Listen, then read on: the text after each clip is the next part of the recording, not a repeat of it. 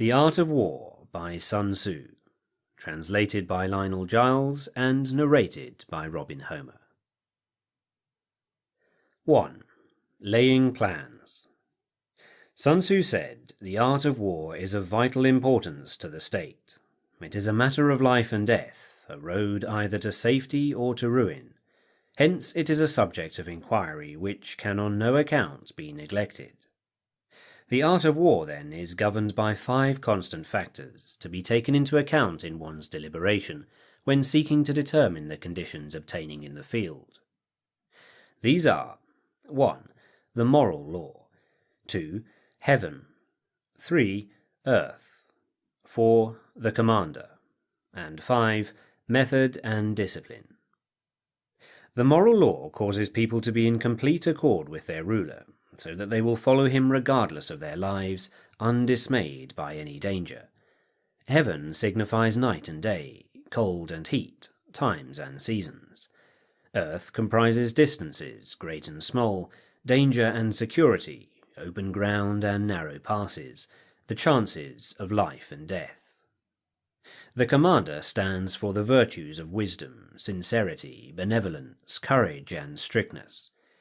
By method and discipline are to be understood the marshalling of the army in its proper subdivisions, the graduations of rank among the officers, the maintenance of roads by which supplies may reach the army, and the control of military expenditure. These 5 heads should be familiar to every general. He who knows them will be victorious. He who knows them not will fail. Therefore, in your deliberations, when seeking to determine the military conditions, let them be made the basis of a comparison in this wise. 1. Which of the 2 sovereigns is imbued with the moral law? 2. Which of the 2 generals has most ability? 3. With whom lie the advantages derived from heaven and earth? 4. On which side is discipline most rigorously enforced? 5. Which army is stronger? 6. On which side are officers and men more highly trained? And 7. In which army is there the greater constancy both in reward and punishment? By means of these 7 considerations, I can forecast victory or defeat. The general that hearkens to my counsel and acts upon it will conquer. Let such a one be retained in command. The general that hearkens not to my counsel, nor acts upon it, will suffer defeat. Let such a one be dismissed. While heeding the profit of my counsel, avail yourself also of any helpful circumstances over and beyond the ordinary rules. According as circumstances are favourable, one should modify one's plans. All warfare is based on deception. Hence, when able to attack, we must seem unable. When using our forces, we must seem inactive. When we are near, we must make the enemy believe we are far away. When far away, we must make him believe we are near. Hold out baits to entice the enemy. Feign disorder and crush him. If he is secure at all points, be prepared for him. If he is in superior strength, evade him. If your opponent is of choleric temper, seek to irritate him. Pretend to be weak, that he may grow arrogant. If he is taking his ease, give him no rest. If his forces are united, separate them. Attack him where he is unprepared, appear where you are not expected.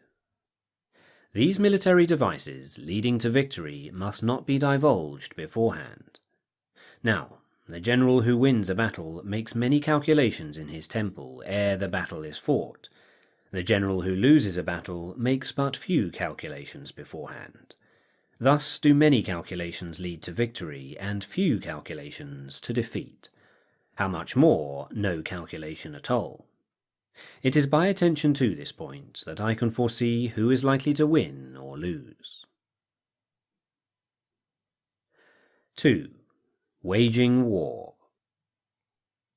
Sunsu said, "In the operations of war, where there are in the field 1,000 swift chariots, as many heavy chariots, and 100,000 mail-clad soldiers, with provisions enough to carry them 1,000 li, The expenditure at home and at the front, including entertainment of guests, small items such as glue and paint, and sums spent on chariots and armour, will reach the total of 1,000 ounces of silver per day.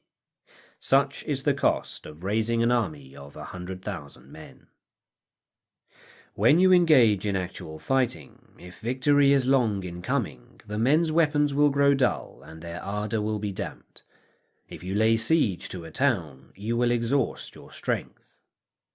Again, if the campaign is protracted, the resources of the state will not be equal to the strain. Now, when your weapons are dulled, your ardour damped, your strength exhausted, and your treasure spent, other chieftains will spring up to take advantage of your extremity. Then no man, however wise, will be able to avert the consequences that must ensue. Thus, though we have heard of stupid haste in war, cleverness has never been associated with long delays. There is no instance of a country having benefited from prolonged warfare. It is only one who is thoroughly acquainted with the evils of war that can thoroughly understand the profitable way of carrying it on.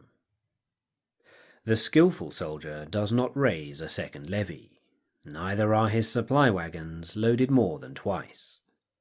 Bring war material with you from home, but forage on the enemy. Thus the army will have food enough for its needs. Poverty of the state exchequer causes an army to be maintained by contributions from a distance. Contributing to maintain an army at a distance causes the people to be impoverished. On the other hand, the proximity of an army causes prices to go up, and high prices cause the people's substance to be drained away. When their substance is drained away, the peasantry will be afflicted by heavy exactions. With this loss of substance and exhaustion of strength, the homes of the people will be stripped bare, and 3/10 of their income will be dissipated, while government expenses for broken chariots, worn-out horses, breastplates and helmets, bows and arrows, spears and shields, protective mantles, draft oxen and heavy wagons will amount to 4/10 of its total revenue. Hence, a wise general makes a point of foraging on the enemy. 1 cartload of the enemy's provisions is equivalent to 20 of one's own, and likewise a single picule of his provender is equivalent to 20 from one's own store. Now, in order to kill the enemy, our men must be roused to anger. That there may be advantage from defeating the enemy, they must have their rewards. Therefore, in chariot fighting, when 10 or more chariots have been taken, those should be rewarded who took the first. Our own flags should be substituted for those of the enemy, and the chariots mingled and used in conjunction with ours. The captured soldiers should be kindly treated and kept. This is called using the conquered foe to augment one's own strength. In war, then, let your great object be victory, not lengthy campaigns. Thus it may be known that the leader of armies is the arbiter of the people's fate, the man on whom it depends whether the nation shall be in peace or in peril. 3. Attack by stratagem.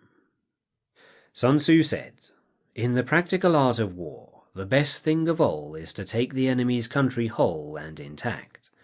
To shatter and destroy it is not so good. So too it is better to recapture an army entire than to destroy it, to capture a regiment, a detachment, or a company entire than to destroy them. Hence, to fight and conquer in all your battles is not supreme excellence. Supreme excellence consists in breaking the enemy's resistance without fighting. Thus, the highest form of generalship is to balk the enemy's plans. The next best is to prevent the junction of the enemy's forces. The next in order is to attack the enemy's army in the field, and the worst policy of all is to besiege walled cities. The rule is not to besiege walled cities if it can possibly be avoided. The preparation of mantlets, movable shelters, and various implements of war will take up 3 whole months, and the piling up of mounds over and against the walls will take 3 months more. The general unable to control his irritation will launch his men to the assault like swarming ants, with the result that 1/3 of his men are slain, while the town still remains untaken.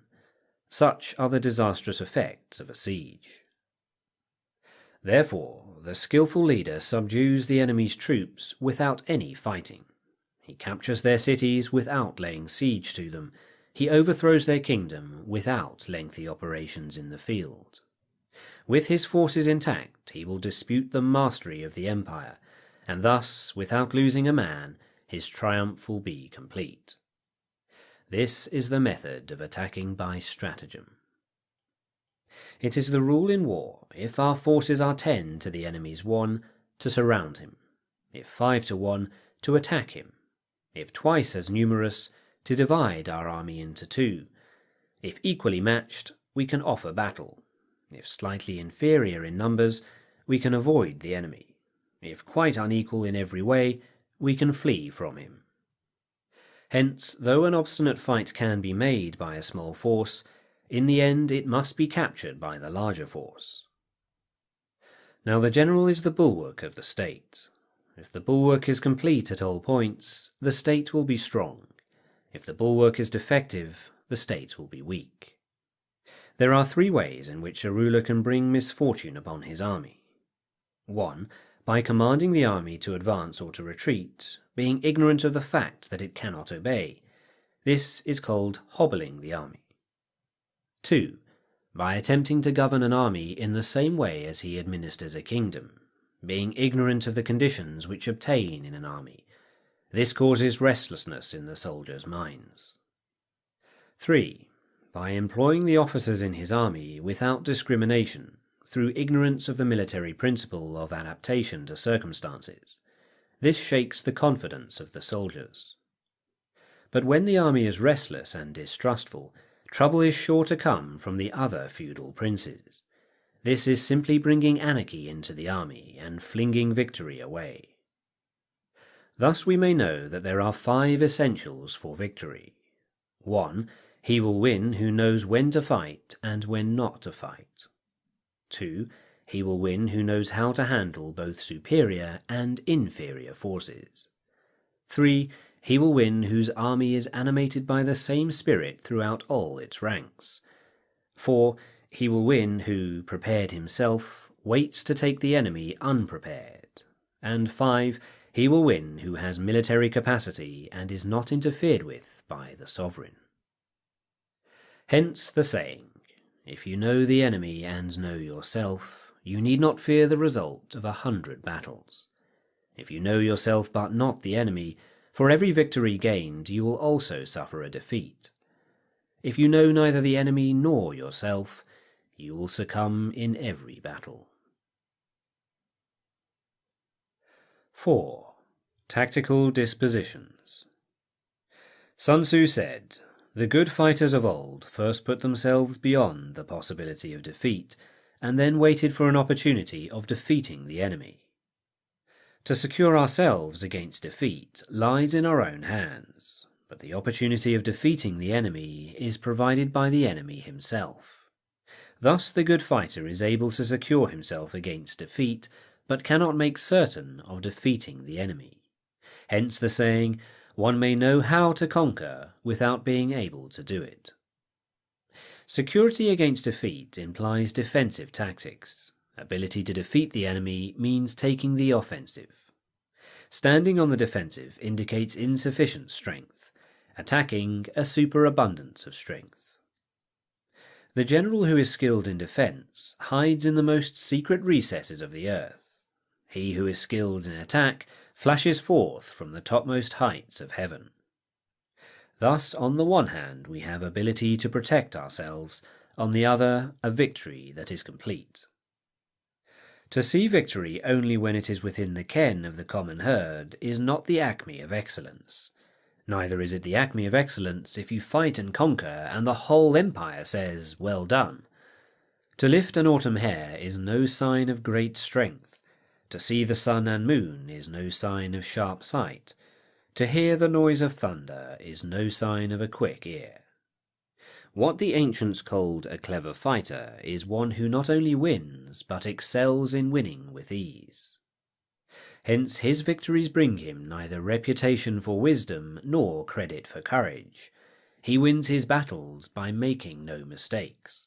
Making no mistakes is what establishes the certainty of victory, for it means conquering an enemy that is already defeated. Hence the skillful fighter puts himself into a position which makes defeat impossible, and does not miss the moment for defeating the enemy. Thus it is that in war the victorious strategist only seeks battle after the victory has been won, whereas he who is destined to defeat first fights and afterwards looks for victory. The consummate leader cultivates the moral law, and strictly adheres to method and discipline. Thus it is in his power to control success. In respect of military method, we have firstly measurement, secondly estimation of quantity, thirdly calculation, fourthly balancing of chances, fifthly victory. Measurement owes its existence to earth, estimation of quantity to measurement, calculation to estimation of quantity, balancing of chances to calculation, and victory to balancing of chances. A victorious army opposed to a routed one is a pound's weight placed in the scale against a single grain. The onrush of a conquering force is like the bursting of pent-up waters into a chasm 1,000 fathoms deep. 5. Energy. Sunsu said, "The control of a large force is the same principle as the control of a few men. It is merely a question of dividing up their numbers. Fighting with a large army under your command is nowise different from fighting with a small one. It is merely a question of instituting signs and signals. To ensure that your whole host may withstand the brunt of the enemy's attack and remain unshaken, this is effected by manoeuvres, direct and indirect. That the impact of your army may be like a grindstone dashed against an egg, this is effected by the science of weak points and strong. In all fighting, the direct method may be used for joining battle, but indirect methods will be needed in order to secure victory. Indirect tactics, efficiently applied, are as inexhaustible as heaven and earth, unending as the flow of rivers and streams. Like the sun and moon, they end but to begin anew. Like the 4 seasons, they pass away to return once more. There are not more than 5 musical notes, yet the combinations of these 5 give rise to more melodies than can ever be heard. There are not more than 5 primary colours, blue, yellow, red, white, and black, yet in combination they produce more hues than can ever be seen. There are not more than 5 cardinal states, sour, acrid, salt, sweet, bitter, yet combinations of them yield more flavours than can ever be tasted. In battle there are not more than 2 methods of attack, the direct and the indirect, yet these 2 in combination give rise to an endless series of manoeuvres. The direct and the indirect lead on to each other in turn. It is like moving in a circle, you never come to an end. Who can exhaust the possibilities of their combination? The onset of troops is like the rush of a torrent which will even roll stones along in its course. The quality of decision is like the well-timed swoop of a falcon which enables it to strike and destroy its victim. Therefore, the good fighter will be terrible in his onset and prompt in his decision. Energy may be likened to the bending of a crossbow, decision to the releasing of a trigger. Amid the turmoil and tumult of battle, there may be seeming disorder, and yet no real disorder at all. Amid confusion and chaos, your array may be without head or tail, yet it will be proof against defeat. Simulated disorder postulates perfect discipline. Simulated fear postulates courage. Simulated weakness postulates strength. Hiding order beneath the cloak of disorder is simply a question of subdivision. Concealing courage under a show of timidity presupposes a fund of latent energy. Masking strength with weakness is to be effected by tactical dispositions. Thus, one who is skillful at keeping the enemy on the move maintains deceitful appearances, according to which the enemy will act. He sacrifices something, that the enemy may snatch at it. By holding out baits, he keeps him on the march. Then, with a body of picked men, he lies in wait for him. The clever combatant looks to the effect of combined energy, and does not require too much from individuals. Hence his ability to pick out the right men and utilize combined energy. When he utilizes combined energy, his fighting men become, as it were, like unto rolling logs or stones. For it is the nature of a log or stone to remain motionless on level ground, and to move when on a slope, if four-cornered, to come to a standstill, but if rounded, to go rolling down. Thus, the energy developed by good fighting men is as the momentum of a round stone rolled down a mountain thousands of feet in height. So much on the subject of energy. 6. Weak points and strong. Sunsu said, "Whoever is first in the field and awaits the coming of the enemy will be fresh for the fight. Whoever is second in the field and has to hasten to battle will arrive exhausted." Therefore, the clever combatant imposes his will on the enemy, but does not allow the enemy's will to be imposed on him. By holding out advantages to him, he can cause the enemy to approach of his own accord, or by inflicting damage he can make it impossible for the enemy to draw near. If the enemy is taking his ease, he can harass him. If well supplied with food, he can starve him out. If quietly encamped, he can force him to move. Appear at points which the enemy must hasten to defend. March swiftly to places where you are not expected. An army may march great distances without distress if it marches through country where the enemy is not. You can be sure of succeeding in your attacks if you only attack places which are undefended. You can ensure the safety of your defence if you only hold positions that cannot be attacked. Hence, that general is skilful in attack whose opponent does not know what to defend, and he is skilful in defence whose opponent does not know what to attack. O divine art of subtlety and secrecy! Through you we learn to be invisible, through you inaudible, and hence we can hold the enemy's fate in our hands. You may advance and be absolutely irresistible if you make for the enemy's weak points. You may retire and be safe from pursuit if your movements are more rapid than those of the enemy.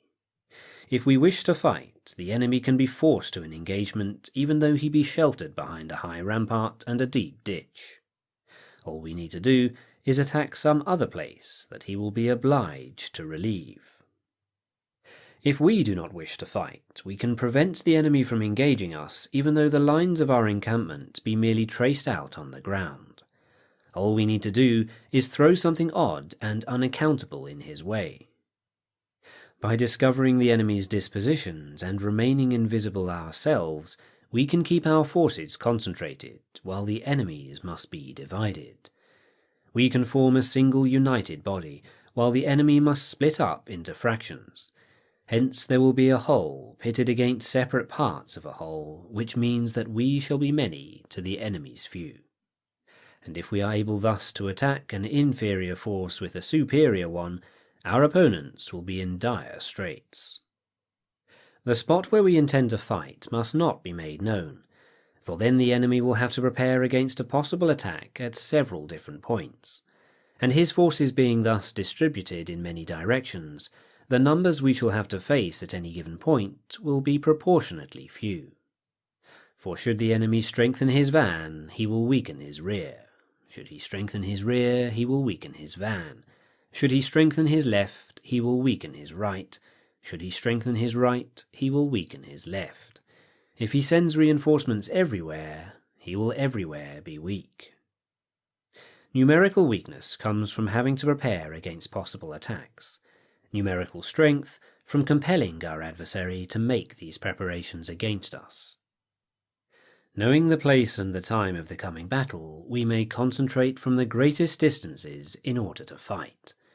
But if neither time nor place be known, then the left wing will be impotent to succour the right equally impotent to succour the left, the van unable to relieve the rear, and the rear to support the van. How much more so if the furthest portions of the army are anything under 100 li apart, and even the nearest are separated by several li. Though, according to my estimate, the soldiers of Yue exceed our own in number, that shall advantage them nothing in the matter of victory. I say then that victory can be achieved. Though the enemy be stronger in numbers, we may prevent him from fighting. Scheme so as to discover his plans and the likelihood of their success. Rouse him and learn the principle of his activity or inactivity. Force him to reveal himself so as to find out his vulnerable spots. Carefully compare the opposing army with your own, so that you may know where strength is superabundant and where it is deficient. In making tactical dispositions, the highest pitch you can attain is to conceal them. Conceal your dispositions, and you will be safe from the prying of the subtlest spies, from the machinations of the wisest brains. All men can see the tactics whereby I conquer, but what none can see is the strategy out of which victory is evolved. Do not repeat the tactics which have gained you one victory, but let your methods be regulated by infinite variety of circumstances. Military tactics are like unto water, for water in its natural course runs away from high places and hastens downwards. So in war, the way is to avoid what is strong and to strike at what is weak. Water shapes its course according to the nature of the ground over which it flows. The soldier works out his victory in relation to the foe whom he is facing. Therefore, just as water retains no constant shape, so in warfare there are no constant conditions. He who can modify his tactics in relation to his opponent and thereby succeed in winning may be called a heaven-born captain. The 5 elements, water, fire, wood, metal, earth, are not always equally predominant. The 4 seasons make way for each other in turn. There are short days and long. The moon has its periods of waning and waxing. 7. Manoeuvring. Sunsu said, "In war, the general receives his commands from the sovereign. Having collected an army and concentrated his forces, he must blend and harmonize the different elements thereof before pitching his camp. After that comes tactical manoeuvring, than which there is nothing more difficult. The difficulty of tactical manoeuvring consists in turning the devious into the direct, and misfortune into gain. Thus, to take a long and circuitous route, after enticing the enemy out of the way, and those starting after him to contrive to reach the goal before him, shows knowledge of the artifice of deviation. Manoeuvring with an army is advantageous. With an undisciplined multitude, most dangerous. If you set a fully equipped army in march in order to snatch an advantage, the chances are that you will be too late. On the other hand, to detach a flying column for the purpose involves the sacrifice of its baggage and stores. Thus, if you order your men to roll up their buff coats and make forced marches without halting day or night, covering double the usual distance at a stretch, doing 100 li in order to wrest an advantage, the leaders of all your 3 divisions will fall into the hands of the enemy. The stronger men will be in front, the jaded ones will fall behind, and on this plan only 1/10 of your army will reach its destination. If you march 50 li in order to outmaneuver the enemy, you will lose the leader of your 1st division, and only half your force will reach the goal. If you march 30 li with the same object, 2/3 of your army will arrive. We may take it then that an army without its baggage train is lost. Without provisions it is lost, without bases of supply it is lost. We cannot enter into alliances until we are acquainted with the designs of our neighbours. We are not fit to lead an army on the march unless we are familiar with the face of the country, its mountains and forests, its pitfalls and precipices, its marshes and swamps. We shall be unable to turn natural advantage to account unless we make use of local guides. In war, practice dissimulation, and you will succeed. Whether to concentrate or divide your troops must be decided by circumstances. Let your rapidity be that of the wind, your compactness that of the forest. In raiding and plundering, be like fire, in immovability like a mountain. Let your plans be dark and impenetrable as night, and when you move, fall like a thunderbolt. When you plunder a countryside, let the spoil be divided amongst your men. When you capture new territory, cut it up into allotments for the benefit of the soldiery. Ponder and deliberate before you make a move. He will conquer who has learnt the artifice of deviation. Such is the art of manoeuvring. The Book of Army Management says, "On the field of battle the spoken word does not carry far, hence the institution of gongs and drums. Nor can ordinary objects be seen clearly enough, hence the institution of banners and flags." Gongs and drums, banners and flags are means whereby the ears and eyes of the host may be focused on one particular point. The host thus forming a single united body, it is impossible either for the brave to advance alone or for the cowardly to retreat alone. This is the art of handling large masses of men. In night fighting, then, make such use of signal fires and drums, and in fighting by day of flags and banners, as a means of influencing the ears and eyes of your army. A whole army may be robbed of its spirit. A commander-in-chief may be robbed of his presence of mind. Now a soldier's spirit is keenest in the morning. By noonday it has begun to flag, and in the evening his mind is bent only on returning to camp. A clever general, therefore, avoids an army when its spirit is keen, but attacks it when it is sluggish and inclined to return. This is the art of studying moods. Disciplined and calm, to await the appearance of disorder and hubbub amongst the enemy, this is the art of retaining self-possession.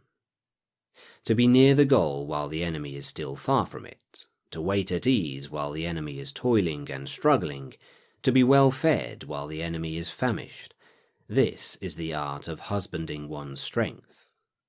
To refrain from intercepting an enemy whose banners are in perfect order, to refrain from attacking an army drawn up in calm and confident array, this is the art of studying circumstances. It is a military axiom not to advance uphill against the enemy, nor to oppose him when he comes downhill. Do not pursue an enemy who simulates flight. Do not attack soldiers whose temper is keen. Do not swallow bait offered by the enemy. Do not interfere with an army that is returning home. When you surround an army, leave an outlet free. Do not press a desperate foe too hard. Such is the art of warfare. 8. Variation in tactics. Sunsu said, "In war, the general receives his commands from the sovereign, collects his army, and concentrates his forces. When in difficult country, do not encamp. In country where high roads intersect, join hands with your allies. Do not linger in dangerously isolated positions. In hemmed-in situations, you must resort to stratagem. In desperate position, you must fight. There are roads which must not be followed, armies which must not be attacked, towns which must not be besieged, positions which must not be contested, commands of the sovereign which must not be obeyed." The general who thoroughly understands the advantages that accompany variation of tactics knows how to handle his troops. The general that does not understand these may be well acquainted with the configuration of the country, yet he will not be able to turn his knowledge to practical account.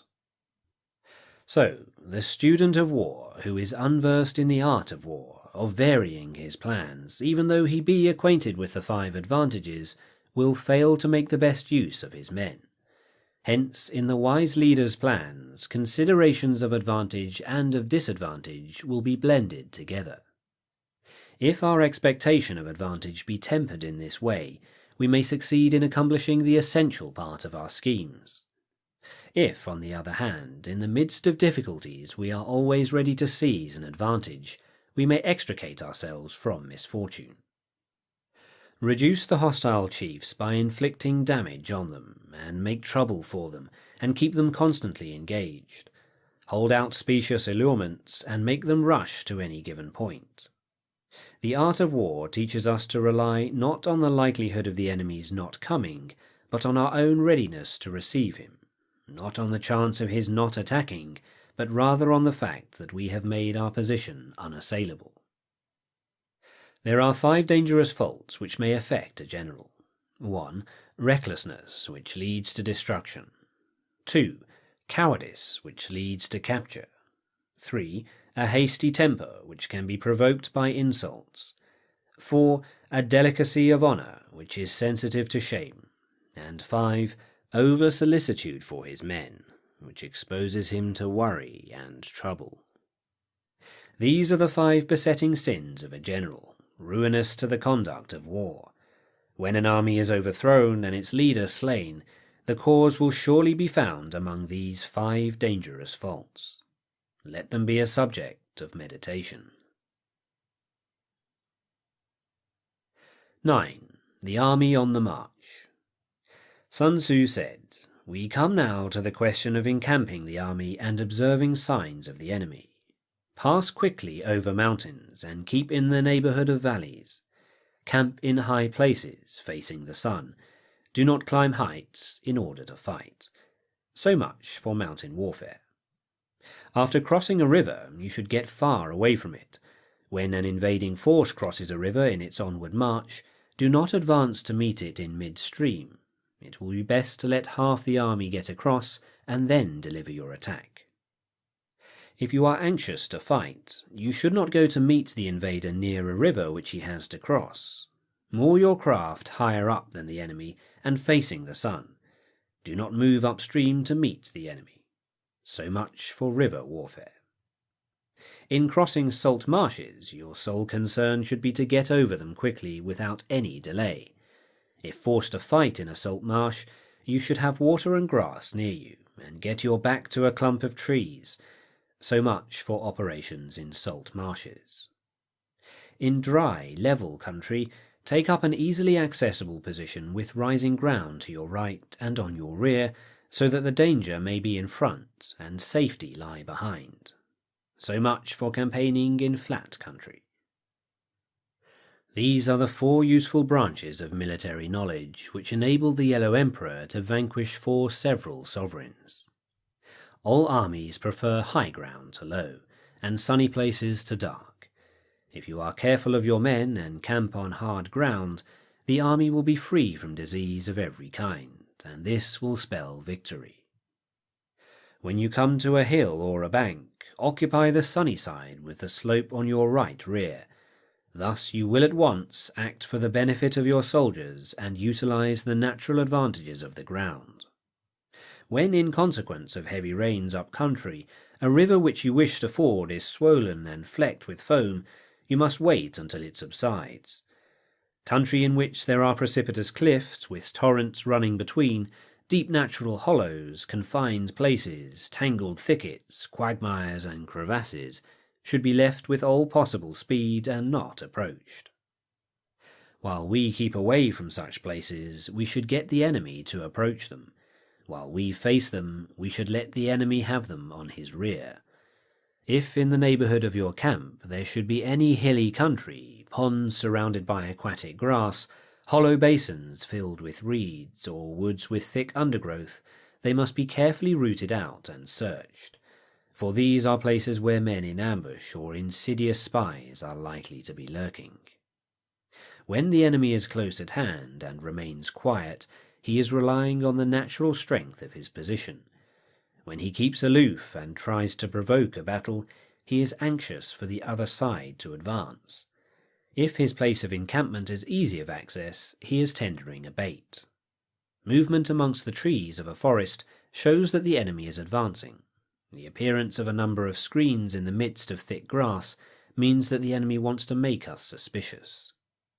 The rising of birds in their flight is the sign of an ambuscade. Startled beasts indicate that a sudden attack is coming. When there is dust rising in a high column, it is the sign of chariots advancing. When the dust is low but spread over a wide area, it betokens the approach of infantry. When it branches out in different directions, it shows that parties have been sent to collect firewood. A few clouds of dust moving to and fro signify that the army is encamping.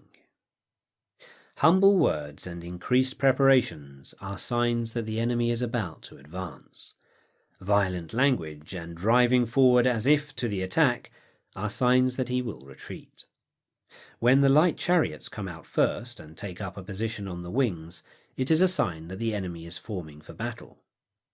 Peace proposals unaccompanied by a sworn covenant indicate a plot.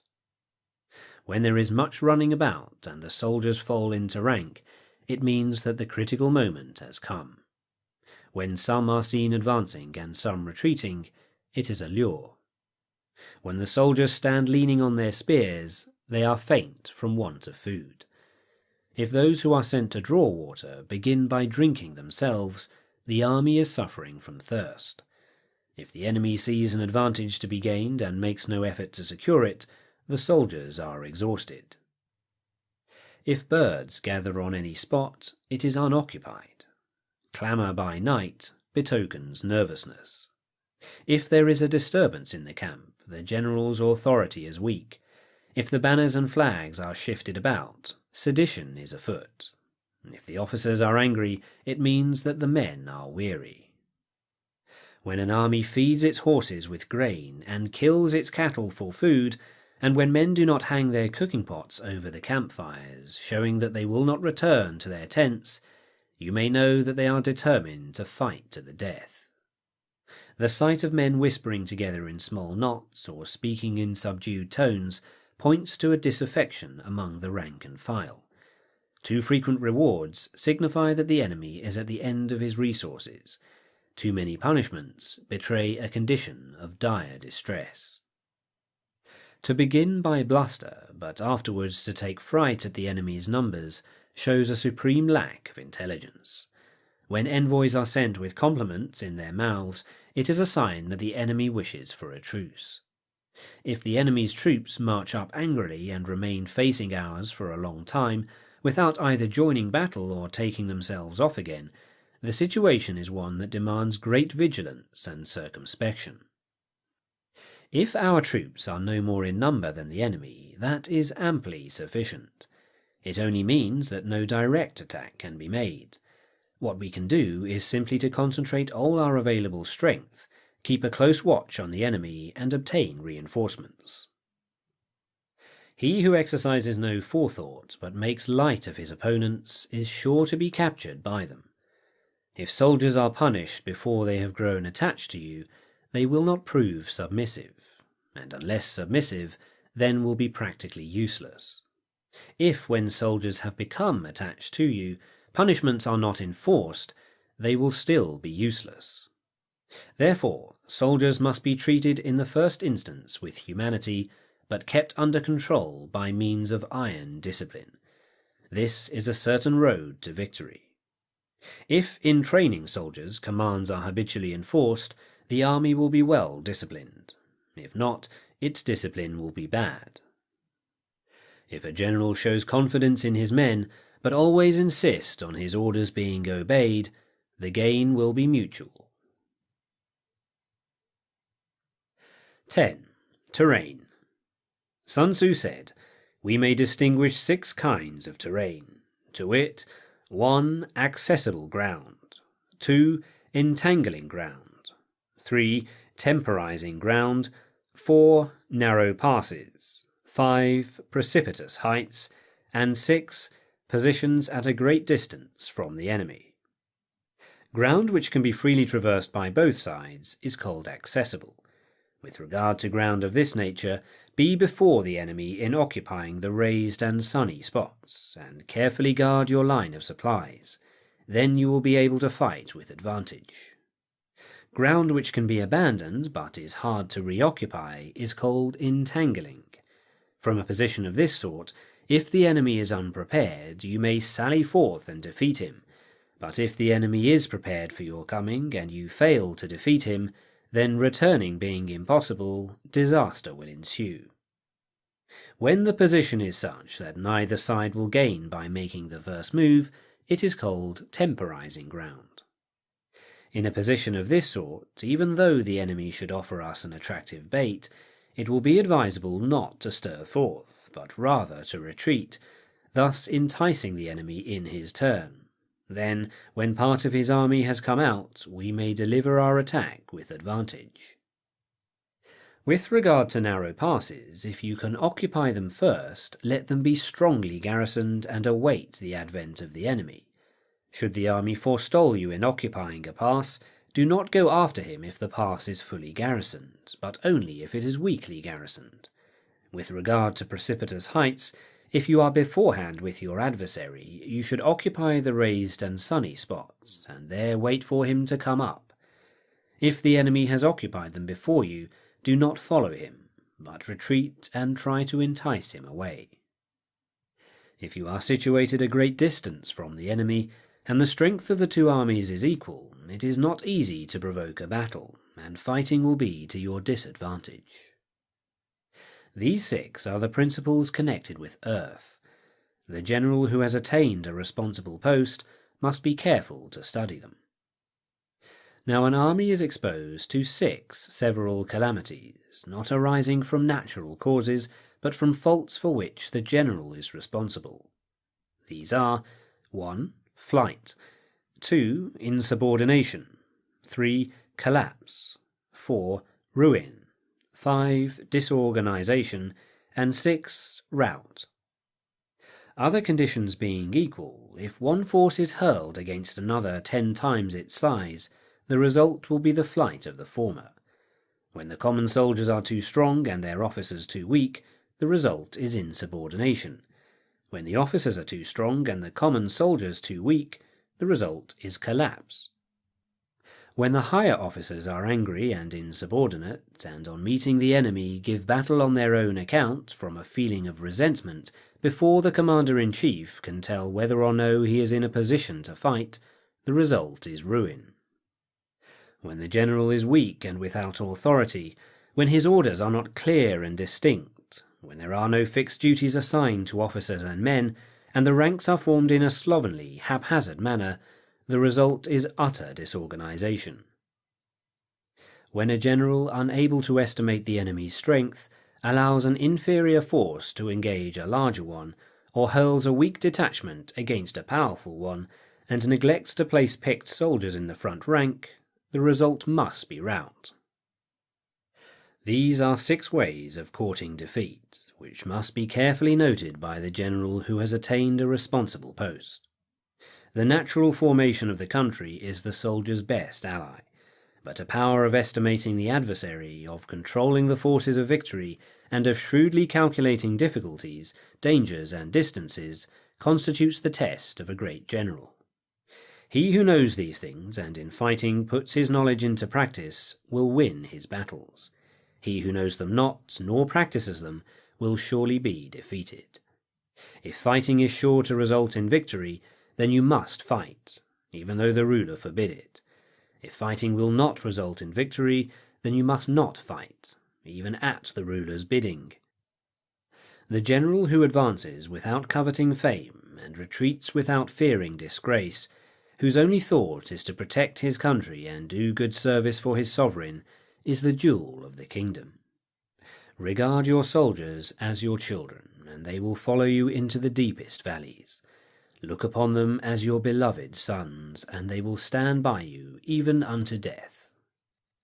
If, however, you are indulgent, but unable to make your authority felt, kind-hearted, but unable to enforce your commands, and incapable, moreover, of quelling disorder, then your soldiers must be likened to spoilt children. They are useless for any practical purpose. If we know that our own men are in a condition to attack, but are unaware that the enemy is not open to attack, we have gone only halfway towards victory. If we know that the enemy is open to attack, but are unaware that our own men are not in a condition to attack, we have gone only halfway towards victory. If we know that the enemy is open to attack, and also know that our men are in a condition to attack, but are unaware that the nature of the ground makes fighting impracticable, we have still only gone halfway towards victory. Hence the experienced soldier, once in motion, is never bewildered. Once he has broken camp, he is never at a loss. Hence the saying, if you know the enemy and know yourself, your victory will not stand in doubt. If you know heaven and know earth, you may make your victory complete. 11. The 9 Situations. Sunsu said, the art of war recognizes 9 variations of ground. 1. Dispersive ground. 2. Facile ground. 3. Contentious ground. 4. Open ground. 5. Ground of intersecting highways. 6. Serious ground. 7. Difficult ground. 8. Hemmed-in ground. And 9. Desperate ground. When a chieftain is in his own territory, it is dispersive ground. When he has penetrated into hostile territory, but to no great distance, it is facile ground. Ground the possession of which imports great advantage to either side is contentious ground. Ground on which each side has liberty of movement is open ground. Ground which forms the key to 3 contiguous states, so that he who occupies it first has most of the empire at his command, is a ground of intersecting highways. When an army has penetrated into the heart of a hostile country, leaving a number of fortified cities in its rear, it is serious ground. Mountain forests, rugged steeps, marshes and fens, all country that is hard to traverse, this is difficult ground. Ground which is reached through narrow gorges, and from which we can only retire by tortuous paths so that a small number of the enemy would suffice to crush a large body of our men, this is hemmed-in ground. Ground on which we can only be saved from destruction by fighting without delay is desperate ground. On dispersive ground, therefore, fight not. On facile ground, halt not. On contentious ground, attack not.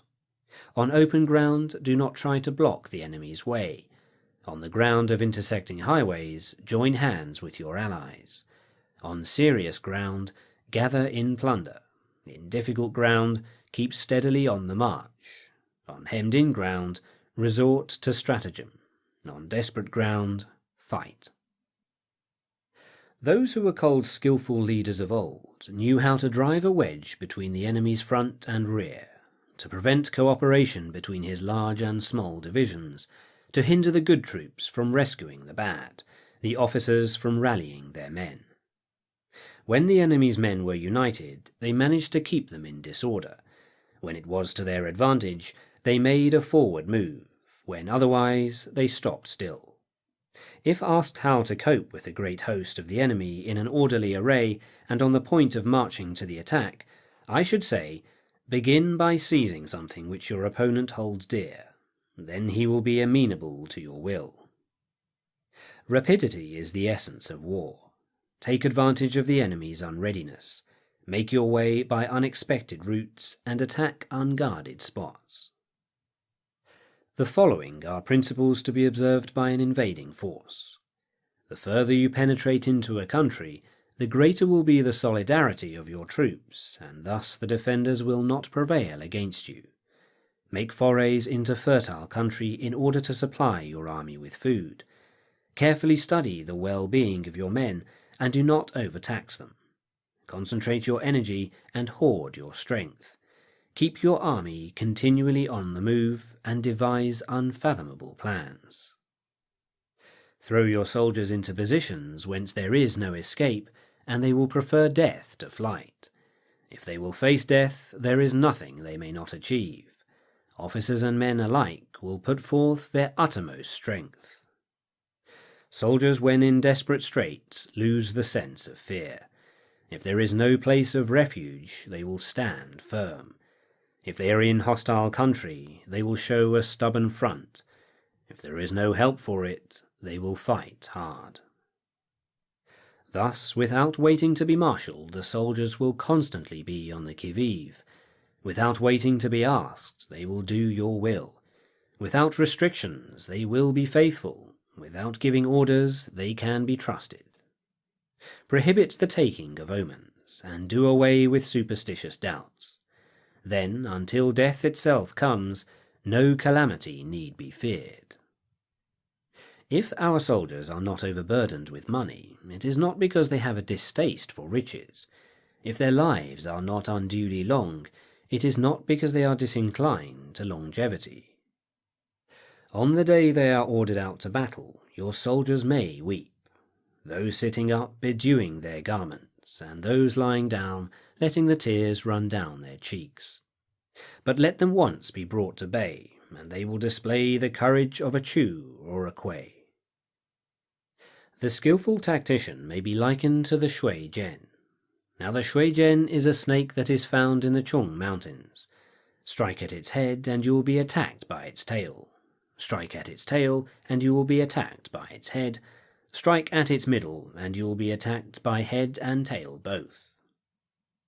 Asked if an army can be made to imitate the Shui Jian, I should answer yes, for the men of Wu and the men of Yue are enemies. Yet if they are crossing a river in the same boat and are caught by a storm, they will come to each other's assistance, just as the left hand helps the right.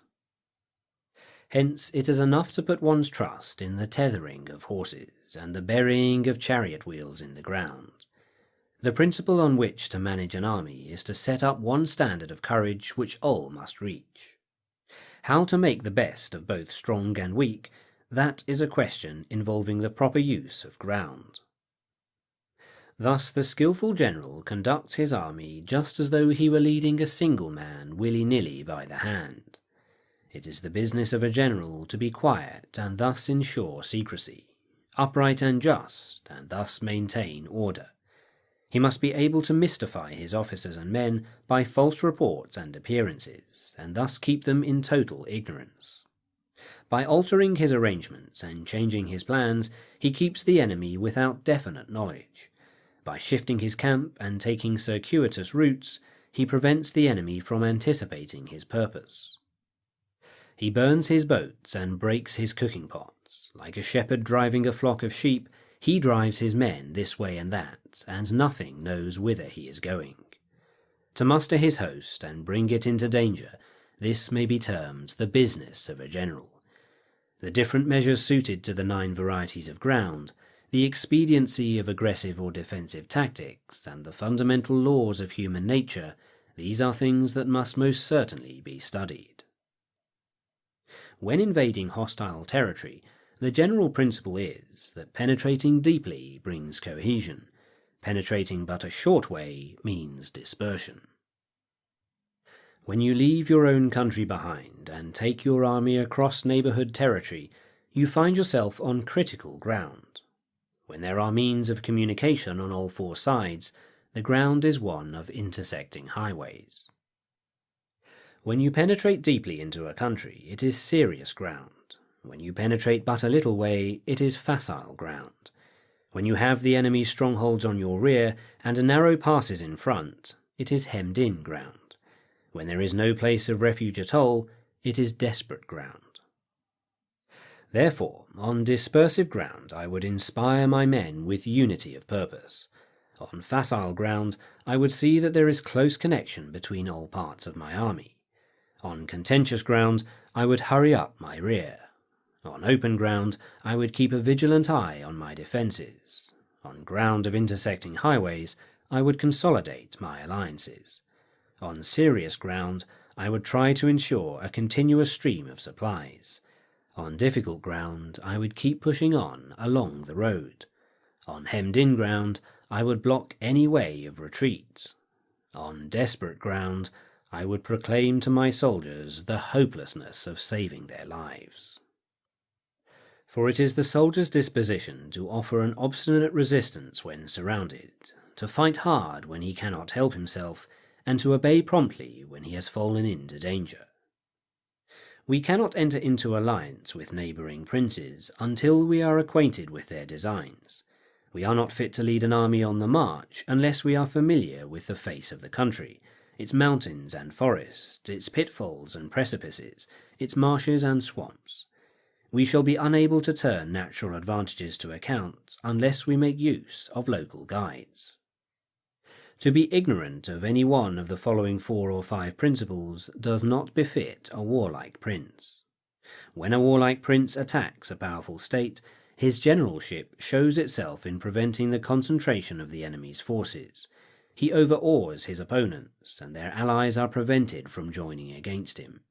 Hence he does not strive to ally himself with all and sundry, nor does he foster the power of other states. He carries out his own secret designs, keeping his antagonists in awe. Thus he is able to capture their cities and overthrow their kingdoms. Bestow rewards without regard to rule, issue orders without regard to previous arrangements, and you will be able to handle a whole army as though you had to do with but a single man. Confront your soldiers with the deed itself, never let them know your design. When the outlook is bright, bring it before their eyes, but tell them nothing when the situation is gloomy. Place your army in deadly peril, and it will survive. Plunge it into desperate straits, and it will come off in safety. For it is precisely when a force has fallen into harm's way that it is capable of striking a blow for victory. Success in warfare is gained by carefully accommodating ourselves to the enemy's purpose. By persistently hanging on the enemy's flank, we shall succeed in the long run in killing the commander-in-chief. This is called ability to accomplish a thing by sheer cunning. On the day that you take up your command, block the frontier passes, destroy the official tallies, and stop the passage of all emissaries. Be stern in the council chamber, so that you may control the situation. If the enemy leaves a door open, you must rush in. Forestall your opponent by seizing what he holds dear, and subtly contrive to time his arrival on the ground. Walk in the path defined by rule, and accommodate yourself to the enemy until you can fight a decisive battle. At first, then, exhibit the coyness of a maiden, until the enemy gives you an opening. Afterwards, emulate the rapidity of a running hare, and it will be too late for the enemy to oppose you. 12. The attack by fire. Sunsu said, "There are 5 ways of attacking with fire. The first is to burn soldiers in their camp. The second is to burn stores. The third is to burn baggage trains. The fourth is to burn arsenals and magazines. The fifth is to hurl dropping fire amongst the enemy. In order to carry out an attack, we must have means available. The material for raising fire should always be kept in readiness. There is a proper season for making attacks with fire, and special days for starting a conflagration. The proper season is when the weather is very dry. The special days are those when the moon is in the constellations of the sieve, the wall, the wing, or the crossbar, for these 4 are all days of rising wind. In attacking with fire, one should be prepared to meet 5 possible developments. 1. When fire breaks out inside the enemy's camp, respond at once with an attack from without. 2. If there is an outbreak of fire but the enemy's soldiers remain quiet, bide your time and do not attack. 3. When the force of the flames has reached its height, follow it up with an attack, if that is practicable. If not, stay where you are. 4. If it is possible to make an assault with fire from without, do not wait for it to break out within, but deliver your attack at a favourable moment. And 5. When you start a fire, be windward of it. Do not attack from the leeward. A wind that rises in the daytime lasts long, but a night breeze soon falls. In every army, the 5 developments connected with fire must be known, the movement of the stars calculated, and a watch kept for the proper days. Hence, those who use fire as an aid to the attack show intelligence. Those who use water as an aid to the attack gain an accession of strength. By means of water, an enemy may be intercepted, but not robbed of all his belongings. Unhappy is the fate of one who tries to win his battles and succeed in his attacks without cultivating the spirit of enterprise, for the result is waste of time and general stagnation. Hence the saying, the enlightened ruler lays his plans well ahead, the good general cultivates his resources. Move not unless you see an advantage. Use not your troops unless there is something to be gained. Fight not unless the position is critical. No ruler should put troops into the field merely to gratify his own spleen. No general should fight a battle simply out of pique. If it is to your advantage, make a forward move. If not, stay where you are. Anger may in time change to gladness. Vexation may be succeeded by content.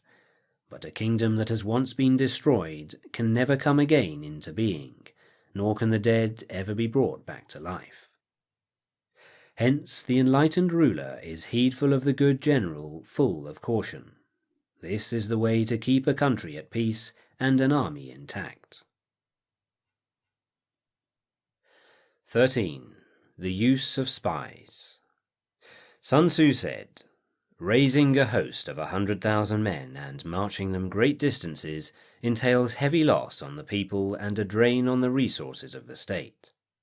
The daily expenditure will amount to 1,000 ounces of silver. There will be a commotion at home and abroad, and men will drop down exhausted on the highways. As many as 700,000 families will be impeded in their labour. Hostile armies may face each other for years, striving for the victory which is decided in a single day. That being so, to remain in ignorance of the enemy's condition simply because one grudges the outlay of 100 ounces of silver in honours and emoluments is the height of inhumanity. One who acts thus is no leader of men, no present help to his sovereign, no master of victory. Thus, what enables the wise sovereign and the good general to strike and conquer and achieve things beyond the reach of ordinary men is foreknowledge. Now, this foreknowledge cannot be elicited from spirits. It cannot be obtained inductively from experience, nor by any deductive calculation. Knowledge of the enemy's dispositions can only be obtained from other men. Hence the use of spies, of whom there are 5 classes. 1. Local spies. 2. Inward spies. 3. Converted spies. 4. Doomed spies. And 5. Surviving spies. When these 5 kinds of spy are all at work, none can discover the secret system. This is called divine manipulation of the threads. It is the sovereign's most precious faculty. Having local spies means employing the services of the inhabitants of a district. Having inward spies, making use of officials of the enemy. Having converted spies, getting hold of the enemy spies and using them for our own purposes. Having doomed spies, doing certain things openly and for purposes of deception, and allowing our spies to know of them and report them to the enemy. Surviving spies, finally, are those who bring back news from the enemy's camp. Hence it is that which none in the whole army are more intimate relations to be maintained than with spies. None should be more liberally rewarded. In no other business should greater secrecy be preserved. Spies cannot be usefully employed without a certain intuitive sagacity. They cannot be properly managed without benevolence and straightforwardness. Without subtle ingenuity of mind, one cannot make certain of the truth of their reports. Be subtle, and use your spies for every kind of business. If a certain piece of news is divulged by a spy before the time is ripe, he must be put to death together with the man to whom the secret was told. Whether the object be to crush an army, to storm a city, or to assassinate an individual, it is always necessary to begin by finding out the names of the attendants, the aides-de-camp, the doorkeepers, and sentries of the general in command. Our spies must be commissioned to ascertain these. The enemy spies who have come to spy on us must be sought out tempted with bribes, led away and comfortably housed. Thus they will become converted spies and available for our service. It is through the information brought by the converted spy that we are able to acquire and employ local and inward spies. It is owing to his information, again, that we can cause the doomed spy to carry false tidings to the enemy. Lastly, it is by his information that the surviving spy can be used on appointed occasions. The end and aim of spying in all 5 varieties is knowledge of the enemy, and this knowledge can only be derived in the first instance from the converted spy. Hence it is essential that the converted spy be treated with the utmost liberality. Of old, the rise of the Yin dynasty was due to Yi Zhi, who had served under the Xia. Likewise, the rise of the Zhou dynasty was due to Lu Ya, who had served under the Yin. Hence it is only the enlightened ruler and the wise general who will use the highest intelligence of the army for purposes of spying, and thereby they achieve great results. Spies are a most important element in water, because on them depends an army's ability to move. Sunsu and the Lesson of the Concubines. Sunsu's book, The Art of War, earned him an audience with the king of Wu, who said, "I have thoroughly read your 13 chapters. May I submit your theory of managing soldiers to a small test?"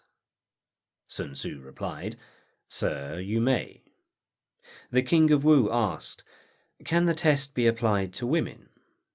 Sunsu replied that it could, so arrangements were made to bring 180 beautiful women from the palace. Sunsu divided them into 2 companies, with one of the king's favourite concubines at the head of each. He then made all of them take spears in their hands, and spoke to them. "I presume you know the difference between front and back, right hand and left hand?" The women replied, "Yes." Sunsu continued, "When to the sound of drums I order eyes front, look straight ahead. When I order left turn, face toward your left hand. When I order right turn, face toward your right hand. When I order about turn, face around to the back."